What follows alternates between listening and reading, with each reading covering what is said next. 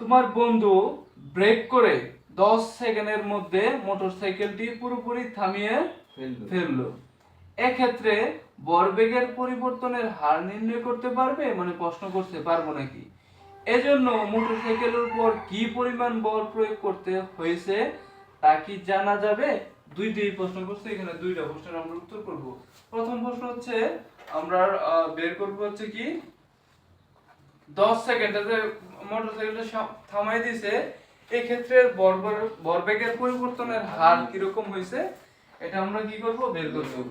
তাহলে ভরবেগের পরিবর্তনের হার যদি নির্ণয় করতে চাই তাহলে আমরা ডাইরেক্ট একটা সূত্র জানি। তো এই পাশে লিখবো কি আমরা জানি লিখবো লেখা আমরা একটা ডাইরেক্ট সূত্র কি মনে আছে কি m b m u t, ঠিক আছে। এটা কি আমরা সূত্র জানি না, এটা কার সূত্র, ভরবেগের পরিবর্তনের হার। তো এখানে আমরা লিখতে পারি যে ভরবেগের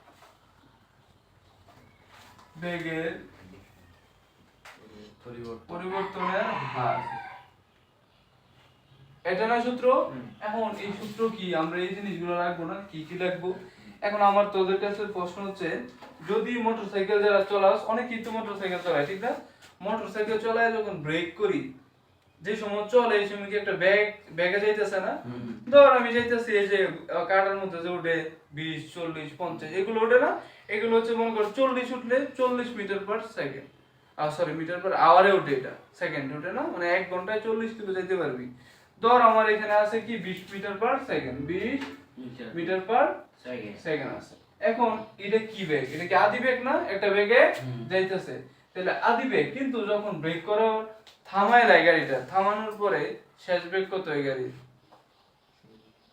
শেষ বেগ শূন্য হয়। কারণ কি শেষ যে সময় থামে যায় এই সময় কি কোন বেগ আছে গাড়ির, বেগ আছে নাই, তাহলে শেষ বেগ কি হইব, শূন্য হইব। তাহলে আমাদের যা যা মানগুলো লাগে জাস্ট এইগুলো এখানে লিখবো, আর কিছু কাজ নাই। সময় কত সেকেন্ড, 10 সেকেন্ড, 10 সেকেন্ড এর মধ্যে আছে প্রশ্নের মধ্যে। এখন বেগ কি বেগ, শেষ বেগ কত, v সমান 0 মিটার পার সেকেন্ড। এখন আদি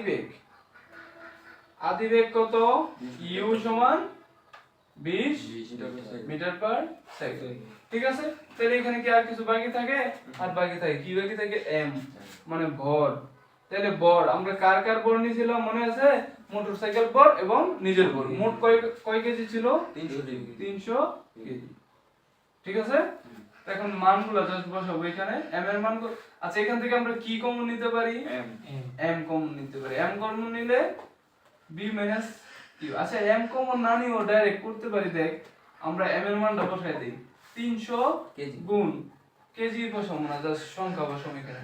তে b এর মান কত রে, 0, ঠিক আছে না, মাইনাস m এর মান কত 300 ইনটু এখানে দেখ u এর মান কত 20 বাই কত t এর মান 10, ঠিক আছে। আমরা যে এককগুলো বসাবো না, যে একক কি মিটার পার সেকেন্ড, এখানে কেজি আছে, এখানে সেকেন্ড আছে, এগুলো বসাবো, ঠিক আছে। তো এখন দেখতো 300 লগে 0 গুণ করলে কত হইব, শূন্যই তো। শূন্যর সাথে পুরো পৃথিবীও যদি গুণ করে দেয়, পুরো পৃথিবীর সংখ্যা, তাও কত হইব, শূন্য হইব। তাহলে দেখ উপরে থাকে কত, মাইনাসের কত আর নিচে কত 10, ঠিক আছে। এখন এটাকে যদি আমরা কি করি, কাটি, তাহলে কত মাইনাসের 600। তাহলে এটা কি বের হলো, এখন মাইনাসের 600 যে বের হইছে, এটা কি বের হইছে, মানে বলের পরিবর্তনের হারটা কিন্তু আমরা বের করে ফেলছি। তাহলে পরিবর্তনের হার যেহেতু বলছে, তাহলে এটা একটা ত্বরণ হইছে বা মন্দন হইছে মিটার পার সেকেন্ড স্কয়ার, ঠিক আছে। এই মাইনাস দ্বারা বোঝাচ্ছে কি, এটা হচ্ছে মন্দন হইছে। ব্রেক চাপলে এটা কি থামে না, থামলে কি মন্দন হয় না। আর ত্বরণ মানে কি, আস্তে আস্তে যদি বেগ বৃদ্ধি পায়, যখন অ্যাক্সেলারেটর বাড়াই মোটরসাইকেল, তাহলে কি বেগটা বৃদ্ধি পায় না, দ্রুত যায় না, এটা কি ত্বরণ হয়, ঠিক আছে। তাহলে এখানে হচ্ছে মন্দনের যে ত্বরণ বা ভরবেগের পরিবর্তনের হার কত, 600 মিটার পার সেকেন্ড স্কয়ার, ঠিক আছে না। এখন পরবর্তীতে আবার প্রশ্নের মধ্যে বলছে যে মোটরসাইকেলের উপরে কি পরিমাণ বল প্রয়োগ করতে হয়েছে তা কি জানা যাবে। এখানে বল কি পরিমাণ হয়েছে এটা আমরা জানতে পারবো নাকি এটা বের করবো। আচ্ছা এটা কি আমরা যেহেতু পরিবর্তনের হার ধরতে, এটা কি এ ধরতে পারি না? এ ধরতে পারি না, কারণ হার ত্বরণে আমরা কি ধরি? এ ধরি। তাহলে আবার লিখতে পারি যে আমরা জানি, আচ্ছা এখানে দেখা যাইতেছে, আমরা জানি